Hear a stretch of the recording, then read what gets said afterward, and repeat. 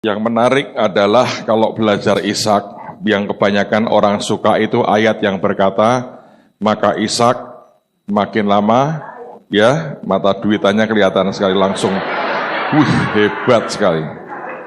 Makin lama makin kaya, jadi kian kaya dan sangat kaya. Siapa di Alkitabnya yang sudah dicoret soal ayat itu? Tolong angkat tangan. Yang lain tidak ada, Anda kurang rohani ternyata. Saya mempelajari hidup dari orang ini, saya menemukan minimal 3 pilar yang kemudian digabung jadi satu. Saya tidak akan membaca ayatnya, karena akan panjang sekali. Tapi saya akan kutip akan kisah-kisah Ishak pagi hari ini, untuk membuat Anda mengerti 3 kekuatan ini kalau itu ada dalam kehidupan kita, hasilnya akan dahsyat. Nah, pilar yang pertama, saya beri nama cool spirit. Amsal mengatakan, orang yang berpengertian itu cool spirit. Cool spirit itu artinya orang yang tidak mudah terpancing emosi, orang itu tidak mudah kemudian bereaksi dengan meledak dan mengerikan, tapi dia punya penguasaan diri yang luar biasa. Itu namanya cool spirit. Di dalam hidup Ishak sebetulnya, sepanjang hidupnya, dia ini orang yang menghadapi banyak hal yang tidak lazim. Tapi saya berani berkata, nyaris tidak ada reaksi-reaksi yang berlebihan yang keluar dari dirinya. Semua terkendali, dia punya self-control yang luar biasa. Contoh, ketika dia masih kecil, Alkitab mengatakan ibunya Sarah melihat bahwa Ismail, itu anaknya Hagar itu, sedang bermain dengan Ishak. Lalu kemudian dia minta supaya Abraham mengusir mereka. Nah, apa kaitan bermain kok diusir? Di dalam terjemahan lain, bukan kata bermain sebetulnya. Tapi itu begini, seperti seorang anak yang gede, menjadikan anak kecil itu objek untuk kesenangannya. Jadi ada faktor dia dihina, dijadikan bukan bermain, dijadikan permainan. Itu sesuatu yang abusing. Tapi dari kecil tidak pernah kita melihat, maka Ishak menangis dan lapor kepada ibunya. Tidak loh. Ibunya lihat sendiri apa yang terjadi. Nah, tentu yang paling mencengangkan adalah ketika kemudian dia dibawa oleh bapaknya naik ke Gunung Moria. Disuruh membawa akan kayu bakar, kemudian berdua naik ke atas Gunung Moria. Di tengah jalan, dia bertanya begini, Bapak, pisau sudah dibawa, kayu sudah ada, binatang korbannya mana? Lalu Abraham berkata, Tuhan akan menyediakan. Dia tanya loh, binatang korbannya mana? Tuhan akan menyediakan. Tidak ada pertanyaan kedua. Omongan bapaknya diterima. Sampai di puncak dia melihat bapaknya numpuk batu buat mezbah. Dan dia diikat. Ditaruh di atas tumpukan kayu. Sampai bapaknya angkat pisau mau menyembelih dia. Tidak ada satu patah kata pun keluar dari mulutnya. Saudara, Ishak ini punya self-control yang luar biasa. Menghadapi pisau yang hampir mengambil nyawanya, bahkan berteriak tidak, berontak tidak, protes tidak bersuara sama sekali. Persis seperti Tuhan dikatakan, dia domba yang apa? Keluh. Banyak di antara kita domba yang cerewet, bukan domba yang keluh. Kalau ngomong, saya domba keluh, saya domba keluh. Domba keluh itu tidak pernah memamerkan kekeluhannya. Saking keluhnya itu gak bisa ngomong. Kalau Anda berkata, saya domba keluh, Anda domba cerewet. Karena kalau domba keluh yang sebenarnya tidak akan bersuara apa-apa. Betul-betul dia akan diam, Dan seperti berkata, mati ya mati, mau apa ya apa, terserah. Tapi sebetulnya itu lahir bukan dari perasaan acuh tak acuh. Itu lahir dari self-control, lahir dari penguasaan diri, lahir daripada kesanggupan untuk mengendalikan segala sesuatu. Lalu kemudian dia diberi oleh Abraham dicarikan istri. Bayangin, istri pun dia nggak milih. Ingat loh, Abraham itu bukan hanya satu orang. Dia punya kumpulan itu ratusan orang bersama-sama dengan dia. Dan dia dianggap sebagai seorang raja agung oleh bangsa-bangsa di sekitarnya. Ishak ini bisa pilih siapapun yang dia mau. Tapi Alkitab mengatakan, yang carikan jodoh bapaknya. Tidak protes. Jodohnya datang, tidak protes. Memang kebetulan cantik. Dan kemudian dia senang, dia cinta. Self-controlnya luar biasa. Satu hari terjadi kelaparan, dan dia mau ke Mesir. Tuhan berkata, jangan, kamu ke tempat orang Filistin aja. Dan dia nurut loh. Kalau Anda perhatikan, orang ini punya self-control yang luar biasa. Tidak ada sesuatu pun yang meletup-letup, yang menimbulkan akan kehebohan ketika dia bereaksi dengan apapun yang dia alami. Baik itu yang baik maupun yang tidak baik. Saudara sekalian, ini harus kita punya dalam kehidupan kita. Ini bagian daripada buah roh yang seharusnya muncul dalam kehidupanmu. Sebab kalau kelak Tuhan memberkati Anda, berlimpah-limpah, self-controlmu tidak ada, engkau akan dengan gampang terjebak dalam yang namanya kesombongan. Engkau akan dengan gampang pamer siapa engkau sebenarnya. Dan tiba-tiba Anda akan terjungkal dan kemudian saudara akan jatuh. Inilah sebenarnya yang kita harus pahami, yang kita mesti mengerti. So, pilar pertama buat seorang Ishak adalah Anda harus punya penguasaan diri. Cool spirit. Dan segala sesuatu, begitu spirit Anda itu tetap tenang, terkontrol dengan baik, sebetulnya Anda akan jadi orang yang punya tembok perlindungan dalam hidupmu yang luar biasa.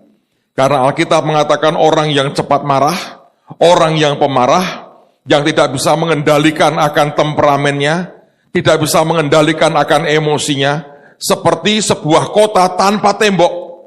Artinya tidak ada perlindungan dan gampang ditembus oleh musuh.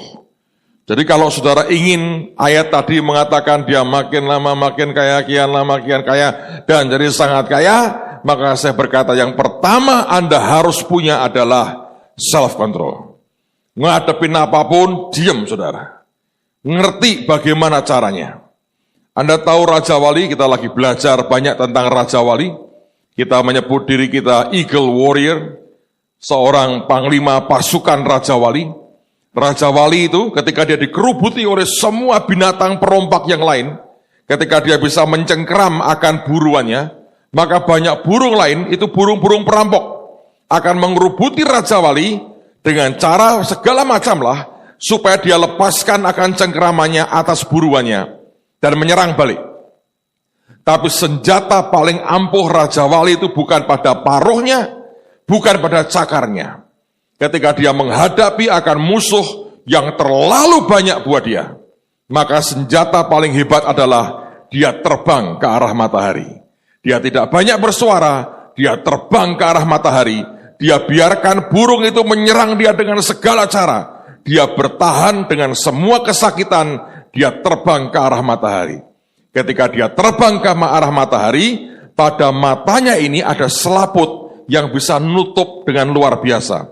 Dan selaput itu akan memproteksi biji matanya dari terbakarnya sinar matahari. Maka dia akan terus ke arah matahari. Di sebuah ketinggian, burung-burung ini yang ngejar dia tidak punya proteksi yang sama. Tiba-tiba terbakar matanya, dan satu demi satu mereka jatuh, dan akhirnya mereka mati. Raja Wali punya sebuah cool spirit yang luar biasa. Kalau Anda serang dia habis-habisan, dia akan diam, dia terbang naik ke matahari. dan semua yang nyerang dia akan berantakan dengan sendirinya. Saudara sekalian, menjadi orang yang tidak berhasil, Anda akan dicemooh orang.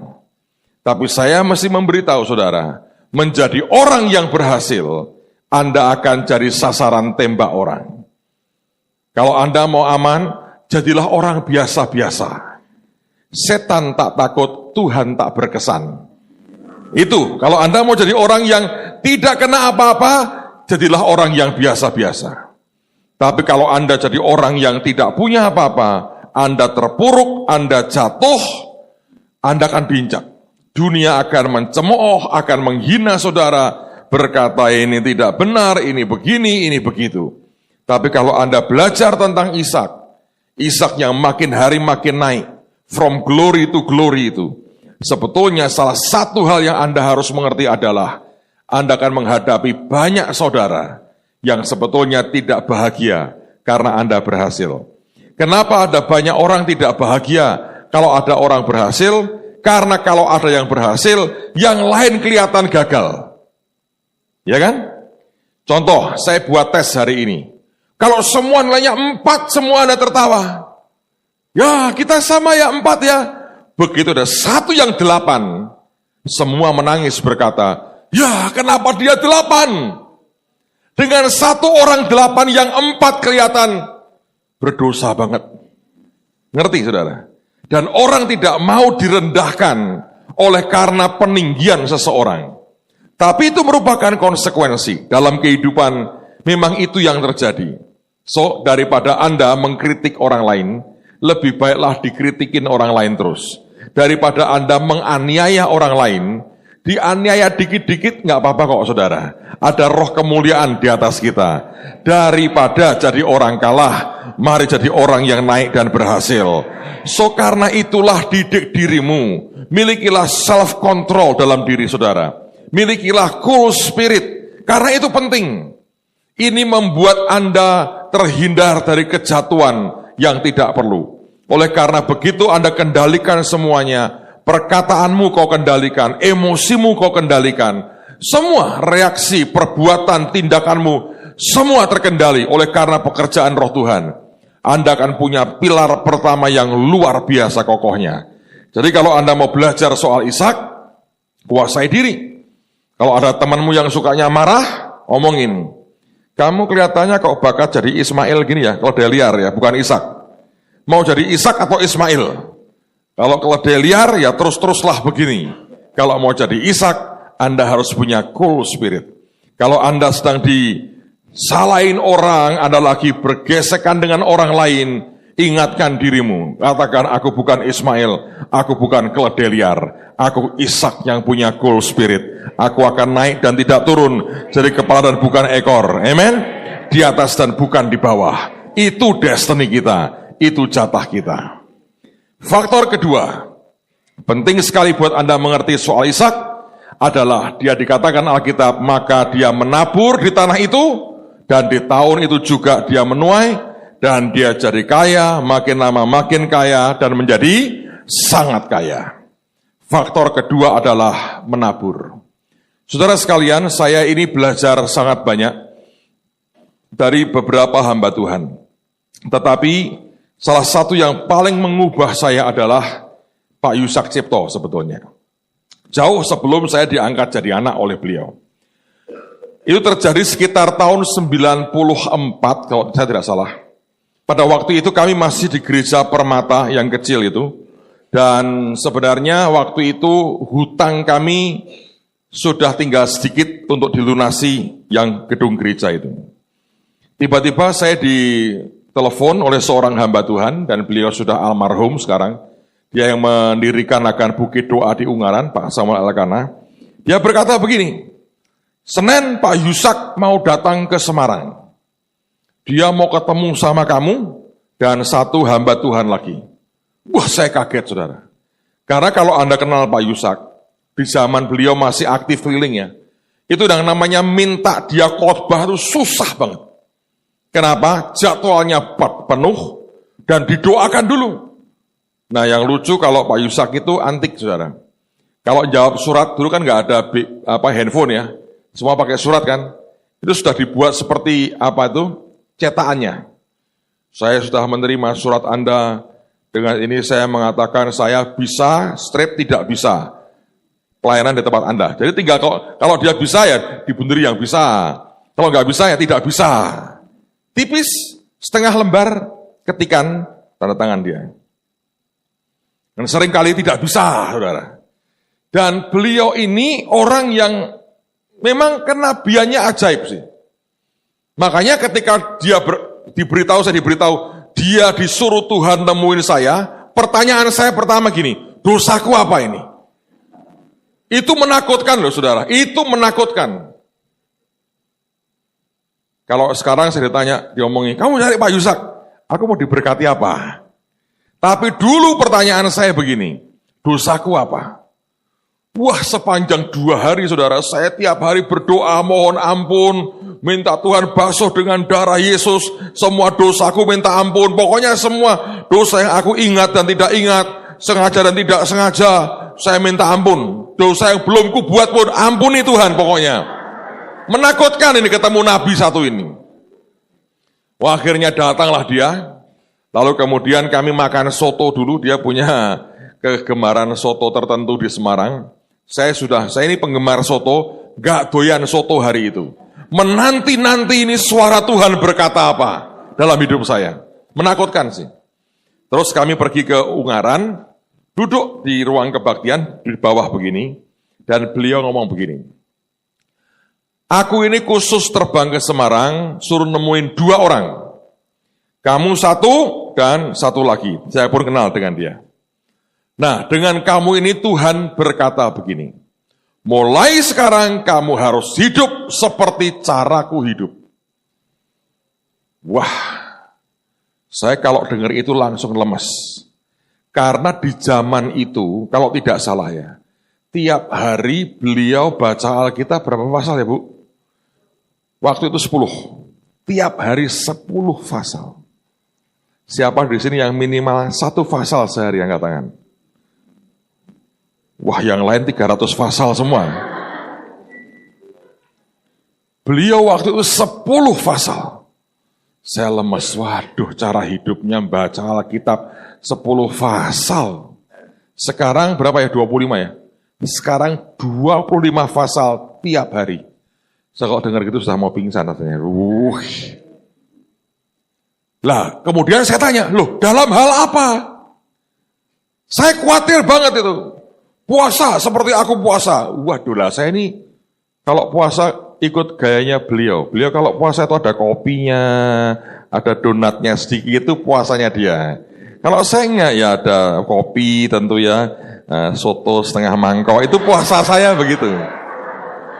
Ikut alirannya ini, ibu ini. Anda boleh tanya ke semua hamba Tuhan. Kalau Bu Iin puasa gimana? Kopi, selalu begitu mereka. Yang itu Anda boleh tiru, tapi kalau Anda bisa lebih baik, ya lebih baiklah saudara ya. Jadi saya tanya, dalam hal apa? Dan beliau berkata, dalam hal keuangan. Kaget lagi saya. Lah saya tanya begini, nah Pak Yusak keuangannya gimana? Dia berkata, begini caranya. Kalau aku diberi uang orang, persembahan atau orang memberi, tidak selalu dan tidak otomatis itu buat saya. Jadi saya hadapkan ke Tuhan. Saya tanya, Tuhan, ini buat siapa? Kalau dia berkata, berikan si A, ya saya berikan si A. Dia berkata, berikan si B, saya berikan si B. Tuhan berkata, dibagi 2, A dan B, aku bagi 2. Kalau dia berkata, buat kamu, buat saya, 10%-nya saya kembalikan ke Tuhan, karena itu miliknya Tuhan. Nah dia tanya, kamu berani tidak hidup dengan cara seperti itu? Saudara, saya orangnya sebetulnya saya ini walaupun nggak dekat, saya ini penggemar beratnya dia. Saya suka khotbahnya dia, karena buat saya begini, orang kok bisa enak ya bergaul dengan Tuhan, ngobrol dengan Tuhan, dan itu kerinduan hati saya. Tiba-tiba ada pesan Tuhan, 1, hatiku lega, bukan urusan dosa ini. Rupanya darah Yesus sudah membasuh semuanya. Ya toh? Yang kedua dia berkata, kamu harus hidup seperti caraku hidup dalam hal keuangan. Dan saya sudah dengar kesaksian beliau berkali-kali bagaimana Tuhan memberkatinya secara keuangan. Saya itu hamba Tuhan yang baru mulai loh. Gereja baru jalan kira-kira 3 tahun dan keadaan masih berat. Tiba-tiba datang firman seperti itu, hati saya melonjak dan saya berkata, saya mau. Sejak saat itu, sampai dengan hari ini, itulah yang terjadi sebenarnya. Uang yang datang belum tentu itu punya saya. Dan seringkali dia berkata, salurkan kemana. Itulah awal saya diajar Tuhan untuk menabur. Tiap kali ada kesempatan apapun saya melihat sekitar, saya berkata, apa yang harus saya buat Tuhan? Dan seringkali dia berkata, tabur nak sekian, tabur nak itu, tabur nak itu. Salah satu pengalaman tentu yang paling unik adalah dengan Mahanaim. Kami baru selesai membeli akan tanah ini. Dulu pertama kali kami beli tanah ini 2,8 hektar, saudara. Kenapa saya sharing Ishak? Sekarang sudah 17 hektar tanah kami. Dari 2,8. Anda lihat itu. Menurut saya kian nama kian kaya. Anda harus amin itu. Percayalah, saya ngerti kok. Saya kian nama kian kaya. Dulu saya tinggal di rumah yang kecil, kena banjir. Waduh, tiap kali air masuk ke rumah itu mengerikan, menjijikan. Ada ranjau-ranjau yang ikut masuk yang tidak boleh kena benda apapun kalau kita tidak mau melihatnya pecah. Sekarang di rumah saya juga banjir terus sih. Hanya airnya warnanya biru, saudara. Nah itu banjir yang berbeda. Saya juga menikmati itu, banjir yang warna biru. So, itu hidup saya. Saya nggak mau cerita terlalu banyak soal kekayaan saya, karena ada anak saya di belakang, nanti bisa berbahaya. Saya turun, dia akan langsung rundingan dengan saya. Tapi anyway, tapi itulah terjadi. Waktu kita beli tanah ini, 2,8 hektar, kami sudah selesaikan dalam waktu 9 bulan, tiba waktunya kita harus membangun. Saya nggak punya uang. Kira-kira sekian bulan itu uang saya hanya 400 juta. Dan padahal untuk beli tiang pancang, yang Anda lihat mancang di rumah sakit itu, tiang pancang, total untuk bangunan ini, akhirnya saya butuh kira-kira sekitar 2 miliar. Nah uang saya hanya 400 juta. Anda mau mancang bagaimana?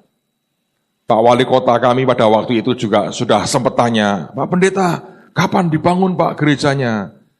Karena kalau IMB sudah keluar, dalam waktu sekian tahun, setahun atau apa, tidak ada progresnya, cabut lagi. Jadi dia desak saya, Pak, ayo Pak mulai dibangun Pak. Saya bilang, iya Pak, gambarnya belum siap. Dalam arti kata gambar detail. Tapi kalau konstruksinya sudah siap sebetulnya. Hanya duitnya tidak ada. Saya berdoa itu kira-kira 4 bulan, saudara. Saya tanya Tuhan, saya harus berbuat apa dengan ini? Tidak ada jawaban. Satu hari beliau undang saya khotbah di persekutuan pengurusnya, tapi dia sendiri tidak hadir. Itu ajaib.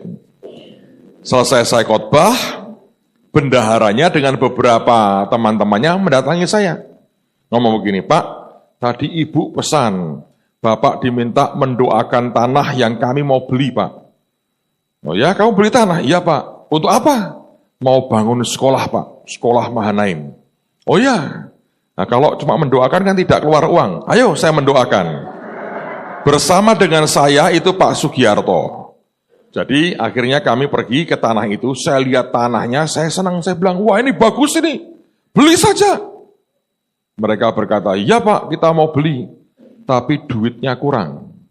Dalam hati saya berkata, sama, duitku juga kurang. Orang itu kalau punya kebutuhan, saudara ya, Anda tidak akan peduli kebutuhan orang lain, itu manusia. Terus saya jalan kelilingi tanah itu, dikejar lagi sama bendaharanya, sampai sekarang setia masih orang yang sama jadi bendaharanya. Dan masih mengejar terus. Wah gawat, itu gawat saudara. Saya banyak cerita soal dia. Saya kalau ketemu dia, saya menghindar. Saya bilang, gua diporotin terus ini. Gawat, itu ahli morotin orang. Jangan dekat-dekat saudara. Kalau Anda dekat dengan dia, destinimu sudah. Artinya kamu orang yang kaya dan diberkati. Kalau dia diperes gak keluar apa-apa, dia baik-baik, saudara. Dia baik-baik. Dia jaga jarak dengan baik dan memberkati Anda. Saya jalan dikejar sama dia. Dia ngomong begini. Ya nih Pak, kita mau beli tanah ini sebetulnya. Tapi kita masih kurang 400 juta. Saya punya berapa? 400. Dia bilang dia butuh berapa? 400. Saya ngomong gini di hati. Gua butuh hampir 2 miliar, lu 400 mengeluh. Saya jalan. Gak peduli loh. Tiba-tiba Tuhan ngomong sama saya. Dan Tuhan kalau ngomong itu menurut saya, Tuhan itu menurut saya ada Jawanya kok, saudara. Kalau ngomong tidak langsung to the point, agak muter sedikit kok, saudara. Bacalah puisi-puisi di Kidung Agung itu kan agak muternya gini, saudara. Dia ngomong begini, kok bisa pas ya? Kamu punya 400, mereka butuh 400. Kok bisa pas? Ayo. Saudara kalau dengar begitu tuh artinya apa? Hah? Ngasih tak? Berapa? Sekarang saya mau tanya. Kalau Anda di posisi saya, berikan tidak?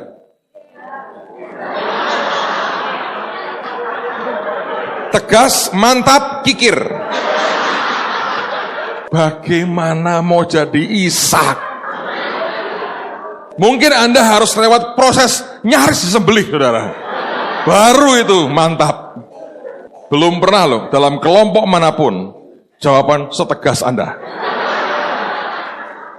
Ini memang angkatan haleluya, benar. Saya berdoa Anda bertobat, selesai. Tidak bertobat, tidak usah impartasian. Ya percuma, karena kalau ini makanya saya berkata, kalau saudara tidak punya hati yang taat dan murah, nggak akan terjadi. Loh, bertobat dulu Bu, bertobat dulu. Saudara saya teruskan. Nah ini kesaksian saya ini bisa terimpartasi atau tidak, tergantung loh. Jangan berpikir nanti impartasinya, ini sedang terjadi ini. Jadi kalau selesai session ini sebelum didoakan Anda masih ngotot tadi ya percuma ini. Saudara, waktu itu saya ya tidak punya pilihan. Anda hebat sih, langsung berkata tidak tuh Anda hebat. Berani melawan Tuhan itu aku berat, hebat. Dan terus terang ya, sering menang Tuhan atau menang saudara? No. Selama ini terbukti menang saudara. Wong belum berubah tuh. Ayo. Hebat tuh. Anda ini orang hebat tuh, mengalahkan Tuhan. Saya masih ingat zaman sekian tahun lalu, ada hamba Tuhan dari Bandung dipakai Tuhan, waktu zaman awal-awal tumpang tangan rebah itu. Ada satu anak kecil, sekarang sudah gede, sudah punya anak. Ini anak tuh bandel sekali. Orang tuanya sampai membawa dia didoakan hamba Tuhan ini. Ditumpangi tangan, saudara, pasang kuda-kuda gini. Sudah ditumpangi tangan sampai 5 menit lebih, nggak jatuh, dia amin. Dia bilang ini, nggak jatuh. Menang mana coba? Jawaban Anda tadi yang berkata tidak menunjukkan Tuhan masih kalah skor dengan saudara. Well, saya tidak senekat saudara, saya tidak seberani saudara.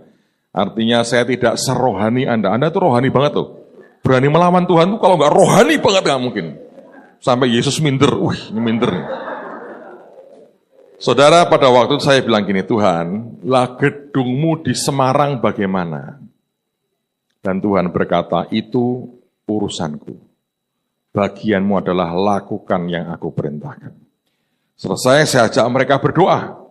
Dan doa saya singkat sekali. Mereka protes, Pak, doa kok pendek sekali. Saya bilang, jangan seperti orang Farisi. Kalau sudah tahu yang harus dikerjakan, langsung kerjakan. Jangan doa bertele-tele.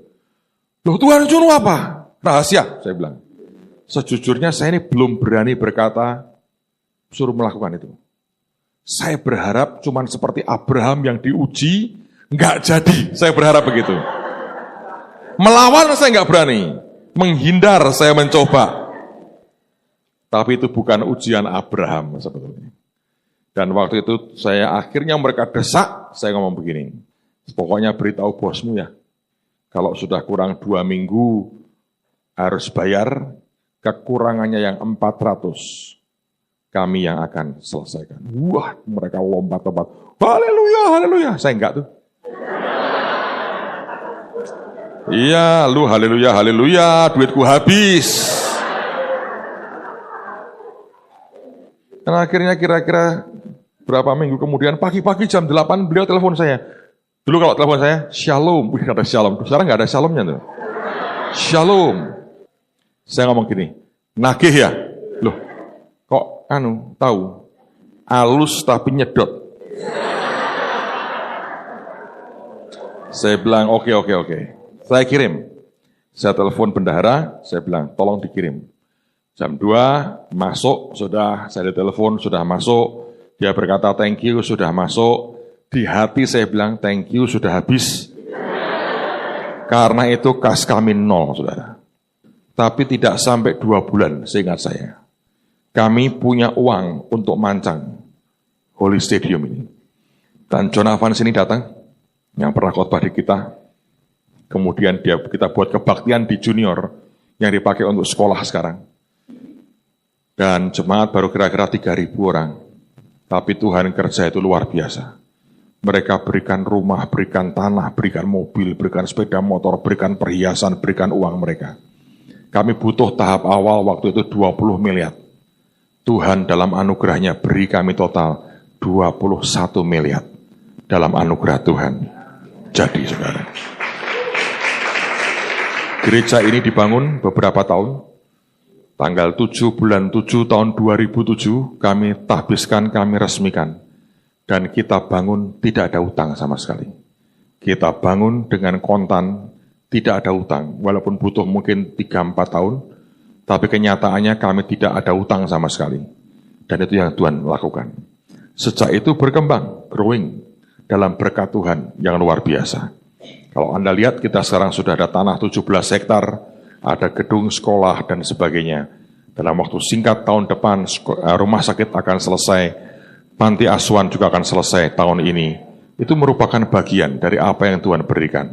Kalau Dia izinkan satu hari akan ada universitas juga di situ. Total Dia berkati kita luar biasa.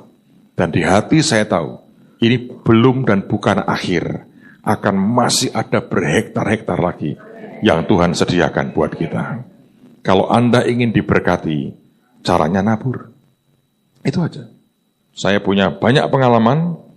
400 juta sering saya ceritakan karena itu pertama kali saya memberikan semuanya.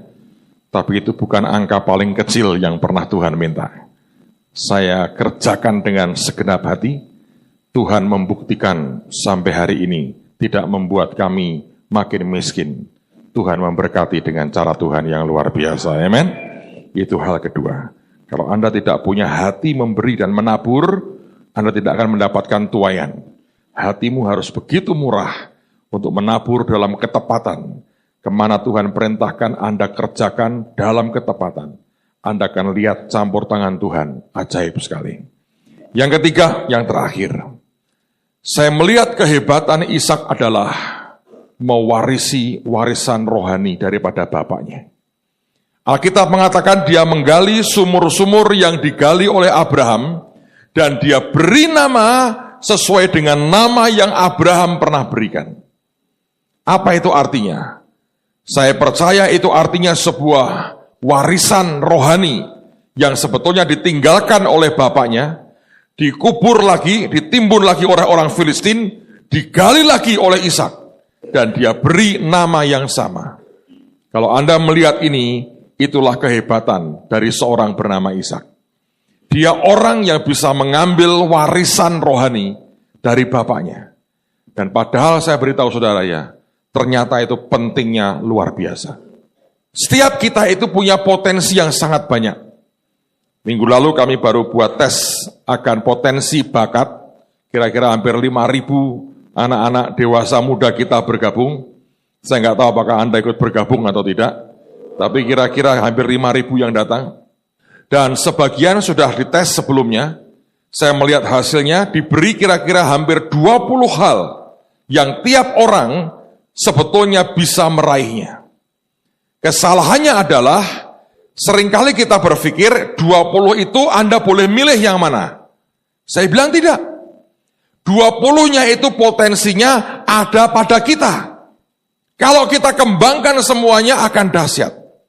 Dan salah satu pengembangan yang paling hebat adalah kalau saudara bisa mengambil warisan rohani dari orang lain. Bahkan termasuk karunia Anda bisa ambil. Saya ini belajar, saya ini gini saudara, dari mana Pak kok bisa begitu? Awalnya sederhana.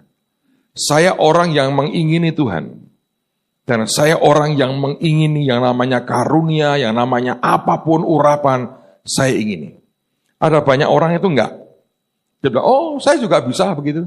Oh, saya juga ngerti gitu. Oh, saya sudah punya lebih dari orang itu. Begitu sikap hatimu begitu, nggak akan terjadi apa-apa. Tapi kalau engkau dengan tulus dari awal mengingini itu, Anda kalau lihat orang lain bukan mengagumi orangnya ya, mengagumi Tuhan yang kerja pada orang itu ternyata dahsyat sekali. Kalau Anda bisa melihat dengan seksama ya, itu dahsyat. Saya kumpul dengan siapapun, yang saya berkata, saya mau ini. Dalam waktu singkat akan nempel. Saya pernah ceritakan, saya kumpul dengan Benny Hinn, saya kumpul dengan Morris Cirulo, hal-hal seperti itu nempelnya luar biasa. Saya dengan John Evans ini nempel lagi. Saya dengan Peter Youngren, kesembuhan ilahi nempel lagi. Satu hari, kemarin terutama, kita baru KKR di Salatiga. Di jalan, saya lagi di mobil, merenung, berdoa. Roh Kudus ngomong begini saya. Dulu ketika kamu ingin KKR apapun, kamu bingung kan cari hamba Tuhan. Undang siapa ya? Undang siapa ya? Untuk kesembuhan undang siapa? Untuk ini undang siapa? Tuhan berkata hari ini, kamu seperti punya berbagai almari besar. Dan kamu tinggal buka yang mana yang aku mau dan yang mana yang kau butuhkan. Semua di dalam ini tersedia. Dari mana? Impartasi. Anda ambil apapun yang orang punya. Yang terakhir banyak saya ambil itu beliau ini, saudara. Dulu nggak tahu dia. Dipikir, oh ini hamba Tuhan ini pendiam. Memang saya diam, saudara. Tapi diam saya itu tidak nganggur. Saya nyedot dari bawah. Nggak ada yang lihat, saudara. Tiba-tiba ketika kita sudah sama-sama di Bahtera, saya ngamati, gitu ya, saya lihat. Wah, ini kok hebat. Beliau ini gudang sumber pabrik inspirasi dan ide. Lihat apapun saya bilang ini kok hebat ya. Terus saya diam, saya kerjain. Tapi saya modifikasi itu. Ada istilah ATM, amati, tiru, modifikasi. Tiru, buat. Beberapa hal saya tidak sempat niru, dipaksa dia. Sekolah harus buat sekolah. Ya, aku buat TK dulu. Nggak bisa, harus TK, SD, SMP, SMA. Gublak, bayangin saudara. Anda buat sekolah, TK, SD, SMP, SMA. Dan hanya ada waktu 6 bulan. Itu Januari tanggal 1, tahun 2007. 17 Juli tahun yang sama, sekolah dimulai. Kita ngomong ke Diknas, diketawain. Ini pendaftaran sekolah untuk tahun 2007 sudah tutup. Tidak ada orang akan daftar sekolahmu. Sedang kamu guru nggak ada, murid nggak ada, tempat nggak ada, izin nggak ada. Mau bagaimana? Kita bilang, busnya sudah ada.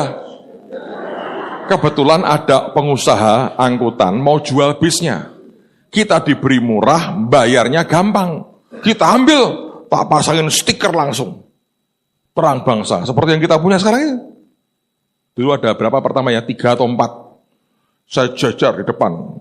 Diknas datang, lihat bis terkesan. Sekolah kok sudah bisnya banyak. Banyak sekolah tidak punya bis, ini nggak ada sekolah sudah punya bisnya duluan. Labnya mana? Butuh komputer. Saya telepon jemaat, saya berkata, Anda jual komputer? Ya, pinjam ya, kirim sekian puluh, pasang dulu. Pinjaman itu. Selesai peninjauan, kembalikan kepada yang punya. Iya toh. Tapi itu ajaib, izin diberi. Dan begitu izin diberi, saya umumkan, kita buka sekolah. Tahun pertama murid langsung 1.000, saudara. Tahun kedua 2.000, tahun ketiga 3.000, ini tahun keempat kira-kira 4.000. Kita buka SMK, kita buka juga akademi. Dalam waktu yang singkat. Saya tiru semua apapun. Saya modifikasi. Beliau membuat, aku pengen buat dapur umum, saya buat. Selalu saya buat lebih gede. Iya dong. Saya selalu buat lebih gede. Kita buat sekolah. Oke, saya bangun 8 lantai. Ini nggak mau kalah nih, mau bangun 8 juga. Cuman saya lagi masih menang sedikit. Tak tambahin lapangan bola. Nah, ini yang beliau agak susah ini. Wah, bola ini.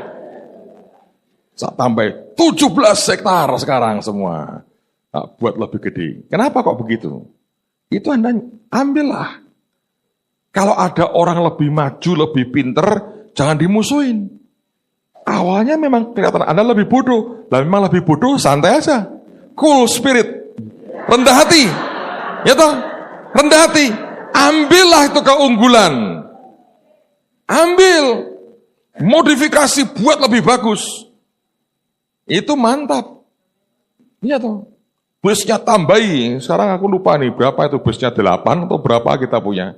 Lumayan lah. Anda lebih hafal dari saya. Kerjain begitu. Buat lebih ajaib. Apapun saya tiru. Rumah singgah. Ayo buat rumah singgah. Kasih orang dong. Kita nggak ada orangnya. Dia kasih Bu Sarah tuh pindahin. Dan itu orang terbaiknya. Nah, beliau ini murah hati. Anda boleh minta. Kalau pas keluar murah hatinya Anda akan diberi. Kalau enggak sudah saya ambil semua emang. Dan di Semarang jadi besar sekali. Anda kan ngelayani. Gede, cepat sekali. Dalam anugerah Tuhan. Ada banyak hal yang sebetulnya ajaib. Semuanya saya tiru, hampir semua saya tiru. Dulu yang awali pertama rumah sakit, ya dia juga. Beliau tuh punya klinik kecil gitu. Nekat. Sudah berani melahirkan bayi segala macam itu. Pokoknya bangsa nekat-nekat tuh. Saya lihat ini rumah sakit, iya. Kemudian satu hari pas acara Bahtera itu dia angkat anak-anak Mariam. Rumah sakit. Saya bilang amin Tuhan, amin. Saya bangun rumah sakit sekarang. Dalam anugerah Tuhan, saudara. Akan jadi dengan luar biasa. Percayalah kita bisa belajar. Rumah Shalom, saya dulu diem. Ayo bangun rumah Shalom. Nantilah. Belum keluar kok ininya. Begitu keluar. Nanti itu ada playgroundnya segala macam di rumah Shalom. Saya yakin akan jadi ajaib. Bapak nggak malu Pak niru? Lu baca sejarah bangsa-bangsa. Orang Jepang, orang Korea, apalagi Cina, kerjaannya niru, saudara. Iya toh? Loh, orang niru itu butuh kerendahan hati. Kalau Anda sombong tidak mau niru. Anda mau buat orisinil nggak pernah jadi. 50 tahun tua nganggur nggak jadi apa-apa. Ini di depan mata kok saudaramu buat yang bagus, ambillah. Dan itu salah satu rahasia. Anda harus rendah hati, mengingini, ambil sesuatu dan kemudian kembangkan. Karena tiap daerah tentu beda. Tiap kota atmosfernya beda, manusianya beda, challenge-nya mungkin bisa berbeda. Anda bisa kembangkan sangat ajaib.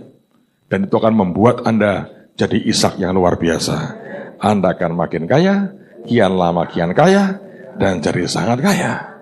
Dan begitu sangat kaya, apalagi naik ke dari Yakub.